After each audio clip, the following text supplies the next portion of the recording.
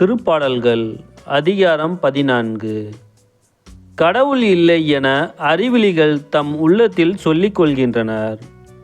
அவர்கள் சீர்கெட்டு அருவருப்பான செயல்களில் ஈடுபடுகின்றனர்.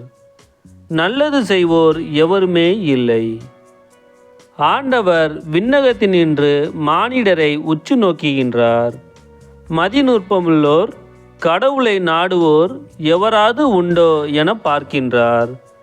எல்லாரும் நெறி பிறழ்ந்தனர், ஒருமிக்க கெட்டுப்போயினர். நல்லது செய்வார் யாரும் இல்லை, ஒருவர் கூட இல்லை. தீங்கிழைக்கும் யாவரும் அறிவை இழந்து விட்டார்களோ? உணவை விழுங்குவது போல் ஏன் மக்களை விழுங்க பார்க்கிறார்களே?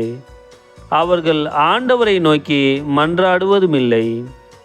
அவர்கள் அஞ்சி நடுங்குவர். ஏனெனில் கடவுள் நேர்மையாளரின் வழிமரபரோடு இருக்கின்றார். எளியோரின் திட்டத்தை அவர்கள் தோல்வியுறச் செய்கின்றார்கள். ஆனால் ஆண்டவர் எளியோருக்கு அடைக்கலமாய் இருக்கின்றார். சியோனிலிருந்து இஸ்ரேலுக்கு மீட்பு வருவதாக.